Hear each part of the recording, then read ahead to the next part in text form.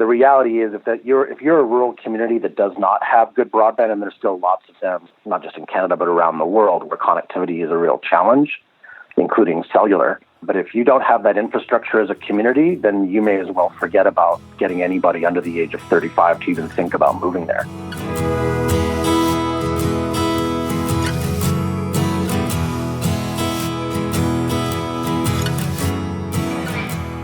Hello, I'm Emmy DeGrappa. Each week, we bring you stories asking our guests the question, why? We learn about their passion, why they do what they do, why should we care, and what can we learn?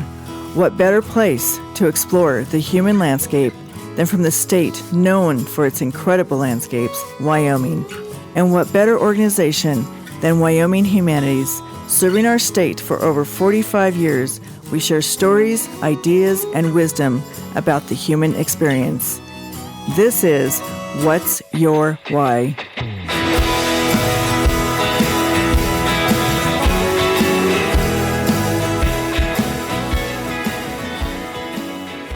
This interview is part of our Global Speaker Series, a partnership between Think Why, Wyoming Humanities, and Jackson Hole Center for Global Affairs. And today, we are talking to political scientist, researcher, and professor Lars Hallstrom. He has focused his work on rural sustainability in Alberta and Canada, based largely in three areas: environmental sustainability, water; social sustainability, aging and youth; and institutional sustainability, rural municipal planning, policy, and governance. Welcome, Lars. Thank you for having me. Wow, that was a mouthful, wasn't it?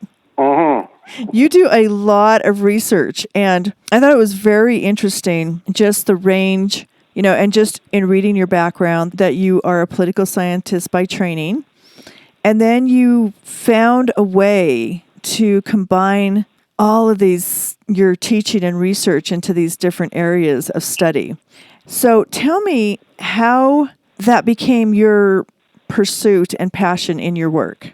Good question. Part of it comes from my upbringing or my personal history in growing up in different places around the world, but also then as I started my education as an undergraduate, not only being able to continue that education internationally, but starting to see and live in and experience firsthand the way that different kinds of policy dynamics, like the environment or health, for example, are connected. And the reality being that while I started thinking about political science in a pretty narrow and conventional way about protest movements and collective action, it became very apparent as I started to build my research into graduate school that there were much bigger questions about how these different components that we like to separate actually fit together, and how things like environmental policy can link with planning, can link with how we design our communities, can link with how we educate our youth, to how we treat our seniors and people who maybe have physical or developmental challenges, to the ways that we try and develop or not develop our economies and govern them. So it's been a long and complicated journey. Wow. But really, when I think about how you looked at it, and it almost feels like you had some inspiration to make that your focus, really. Part of it comes from, as a youth, I have family in Germany, and following the end of the Cold War and the collapse of the Berlin Wall, I had an opportunity to travel to former East Germany and see some of the environmental damage that had happened there, particularly what is called the Black Triangle, the intersection of Germany, what is now the Czech Republic, and Poland. That was in 1990. And then being able to sort of layer that against some of my experiences with both working in and having family working in the energy sector all over the world, but then also working with more marginalized communities as my career developed in different parts of Canada, and starting to see how not everything that is seen as beneficial always plays out to everybody's benefit. Oh, yeah, for sure. And what are some of the connections that you could make in rural communities in Canada and Alberta that you can connect to Wyoming? Because we're such a rural state.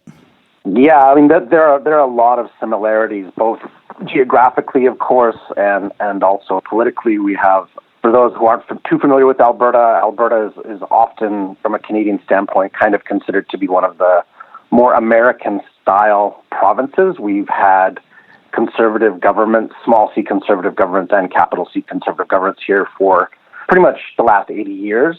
We actually just elected another conservative government a few weeks ago. And we have some very strong connections to the U.S., to open spaces, to ranching, to agriculture. We have sort of mountain-based tourism, just like Jackson Hole. We do have lots and lots of coal and, of course, huge amounts of other kinds of natural resource extraction. And we're Western. We're at a distance from our capital city of Ottawa. There's some degree of what is called Western alienation. We even have a provincial separatist movement seeking to establish the province as its own country. And we continue to struggle with the reality of being very industrially dependent upon a small number of industries and some of the environmental, social, and economic challenges that can present. So I think there's a lot of similarities. Yes. Oh my gosh, really? So you have a history with coal as well as Wyoming. And what are the challenges that you're facing in regards to coal's future, and what is the response right now? The immediate challenge, and this comes from both the federal government and here in the province from the previous provincial government, which is basically to find a way to move a number of rural communities away from being almost exclusively coal dependent. We have relied upon historically coal for almost 24 coal-fired power plants across the province. These power plants are built right next to the coal mines. A huge swath of the province is a coal seam in one way or the other. May not be great coal, depending on where you are, may not be very deep, might only be a few inches, might be several dozen meters. But these communities, such as, for example, Forestburg, which is not very far from where I live, has a large plant that's slowly converting over to natural gas, but the community there has really risen up around the coal mine and the plant over the last 80 years. And so the question is, what do you do when you are required to or incentivized to phase out the use of coal for both environmental and economic and other developmental reasons? So the province has put, and the federal government as well, has put quite a bit of money into trying to find ways to ease this transition, but it's still very troubling to any community, and it's a bit of a forewarning about what being single industry dependent can mean for a rural community of several hundred or a few thousand people. Yeah, really. And outside of Wyoming, have you looked at other communities around the world? Have you looked at China and looked at what are they doing? What are they changing? What are they doing right? What are they doing wrong? And what can be done? Yeah, and I think that's the natural. There are two dynamics at play there, and they're not unique to the coal question. They're part of the broader question of rural development and rural sustainability, whether it's in the United States, whether it's in Europe, whether it's in Asia or in Australia. And the first tension is, well, what worked somewhere else? And then the second question is, well, will it work here? Mm-hmm. And there's an odd dynamic where rural communities often like to feel that they're really unique and special, and they typically are. They're very diverse. But we also know that there are broader patterns. From a Canadian standpoint, and I would suspect for Wyoming as well, probably the better lessons to look at maybe are coming from different parts of the European Union. And certainly we have not seen there's no magic bullet. There's never a magic bullet to this. This is a case of what is called its transitional economy. And if we look at Germany, for example, as we know from the event that was held in Jackson Hole last year, in the Saarland, they have spent a huge amount of money to transform an entirely coal mining dependent region that was an industrial anchor for several hundred years into a post-coal community. But this takes engagement from the private sector, it takes engagement from mining communities, or mining industry, takes engagement from community, takes political leadership from the local all the way up, in that case, to the European Union. That costs a huge amount of money.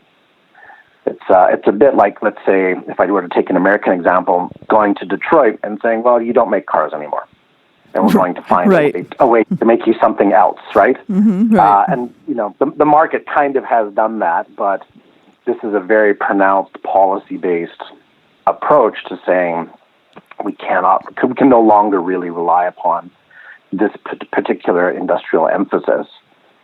And unlike larger cities, for areas like Alberta or Wyoming or Montana, the opportunities to diversify, I mean, your choices, if you grew up and are working in a coal mine or at a coal-fired power plant and they close, your options are not very great.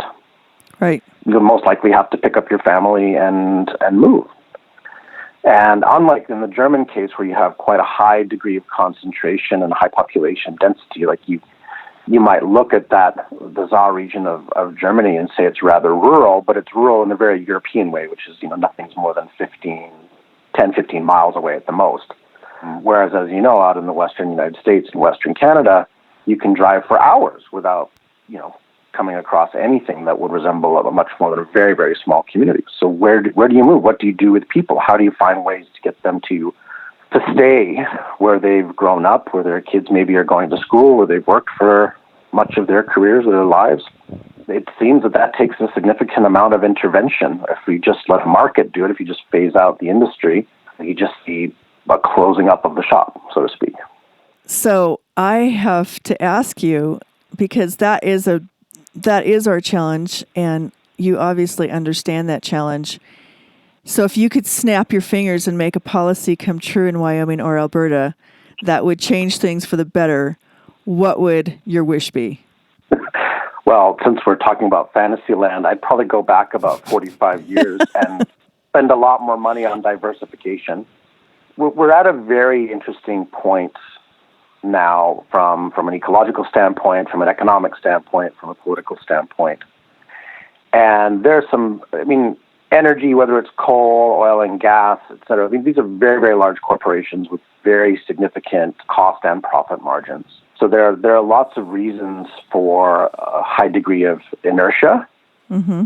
But at the same time, we also know that innovation happens and substitution happens, right? We know that we can move from coal-fired plants to natural gas plants and that they can actually yield positive economic results. But we tend to do so in a rather reactionary fashion, right? We wait for the problem to emerge and maybe to crest, and then we act. And it's not that it's too late, but it actually compounds the costs of doing so. So I think one of the things that, does involve a little bit of time travel, but it's worth talking about it now because we'll see it with other industries in rural areas in the U.S. and in Canada, which is to actually look forward and to say, well, we're very dependent upon this industry now. It might be cattle, it might be meat processing, it might be very specific agricultural products, it might be coal, it might be natural gas, could be oil sands is the case here. What will the global economy be looking for in 50 years? We can't see into the future, but we should have learned by now that we cannot simply expect that things will always stay the same. Well, here's another situation that I'm wondering if you're taking into consideration, and that is, the fact that our populations are changing in these rural communities in terms of, the millennials are growing up. And do you think they have an interest in working in a coal mine? I'm just putting that out there because, they have different interests. And a lot of them are, that's one thing Wyoming is grappling with is they want to keep their young people here. And so are you experiencing those same issues in Alberta? Oh, absolutely. We've seen in the space of 2 generations, basically a complete flip of the rural to urban ratio. So Alberta is now 85% urban or city-based and about 15, depending on how you count it, 15 to 20% rural. Whereas, in the 50s and the 60s, it would have been the other way around. It would have been 85% rural. And the idea that rural youth are leaving their communities is absolutely true, and it's not a new phenomenon. It can be traced back here to the 1850s. And it exists. In the U.S., it's called hollowing out the middle, or there's a youth brain drain. In Canada, we call it learning to leave. Kids grow up, and if they're smart and they're the best in their class, they go off to a city to go to university, or they go off to go to vocational education, et cetera. And it's very tough to recruit them back. And that means that we functionally have rural communities that are not only losing their youth, but as very small agricultural communities age, and people sell off their farms and retire. There's nobody to take up the agricultural reins, pardon the pun, nor is there necessarily demand to move back in and work in coal, for example. And that's compounded then by automation, right? Heavy industry like that is historically has lagged a little bit in terms of automation, but is now, as we've seen here in Alberta, really starting to pick up. So there aren't even necessarily jobs to take if you did want to come back and work in that industry, if you were in that minority, which doesn't paint a very rosy picture for a lot of smaller rural communities across North America. Yeah, absolutely. Boy, that's really grim when you think about it. What are people going to do when automation takes over so many jobs? And I think because our young people are a lot different than, say, you or I when we were growing up. It's so different in terms of what they have available to them in technology. And it's like, Now I can't even imagine living without my cell phone. Well, they are 10 times worse than I am. Yeah, there's certainly, we've done a number of studies here on connectivity in rural broadband. Mm-hmm. And the reality is if you're a rural community that does not have good broadband, and there's still lots of them, not just in Canada, but around the world, where connectivity is a real challenge, including cellular. But if you don't have that infrastructure as a community, then you may as well forget about getting anybody under the age of 35 to even think about moving there. Yeah, exactly. You just made my point right there, Lars. Yeah. So I'm going to end on a bright note, because that's so huge to think about. Unless you have like the magic key and the answer, it's just something that I feel like we're going to have to painfully go through to get to the other side, don't you? Well, there's a long history of different approaches to rural development, especially in the United States, whether it's coming from extension offices, whether it's coming from land grant institutions, whether it's coming from government, whether it's coming from local communities, as in the case in Idaho, for example. And same here in Canada. Yes, we're moving into we've probably moved past what might be called a tipping point. We're not going to reverse a demographic trend that's been going on for a century. But I think we're also moving to a point where people are starting to be aware of what the implications are of these shifts, right? So you can go 100 years and have mining and or oil and gas dependent communities and economies, and we kind of have come to see them as normal, but these pressures on them happen very quickly, and it does force both policy, political, and personal attention to them. People have to decide if they're willing to really watch this part of their community or of their province or of their state or of their identity just go away. Some people will be fine with it, and others are actually fighting quite hard to try to find ways to keep their communities alive and vibrant, and to find ways to diversify and to innovate and to push the ways that economic development and investment take place, because they have value in the spaces and the places and the services where they live. Yeah, and that's excellent. And it's good that necessity is the mother of invention. Yeah, but I'll challenge that. Okay. That is with the reality, and we won't do the attribution, but there is the line that the Stone Age didn't end because we ran out of stones. I like yours better. So innovation is key, and if you had asked any farmer or rancher 100 years ago about what they wanted, they wouldn't have talked about broadband, they wouldn't have talked about access to markets, or they would have asked for a stronger, faster, or bigger horse. Right. So, it is worth our time to think about, well, where are these trajectories taking us? Nobody can see into the future, but we do know that factors such as diversification, connectivity, forecasting type thinking, and community engagement getting the community to think about their future are all really important things as these transitions take place. Right. And that means people are, in my experience, very willing to not just engage with wanting to have a voice in their future, but understanding that without taking that step to having that voice, they don't have any stake left at all. Right, right. Well, it's been great talking to you. Boy, Thank you so much. Yeah, we'll have to circle back around sometime and see how things are going in Alberta, because I think we're both, Wyoming and Alberta, are definitely in places of big transition right now. I agree. I think 10 or 15 years from now, maybe even 5 years from now, we could be looking at remarkably different economies and situations, both positive and or negative. Well, Lars, I read in your bio that you are a guitarist, and I was really happy to read that you didn't just have your head stuck all the time in a book.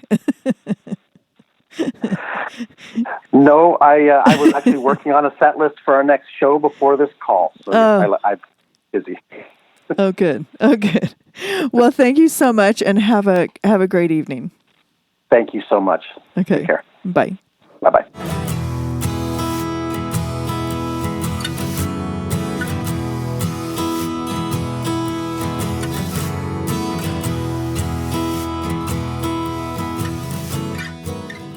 Thank you for joining us for this episode of What's Your Why, a production of Think Why, Wyoming Humanities.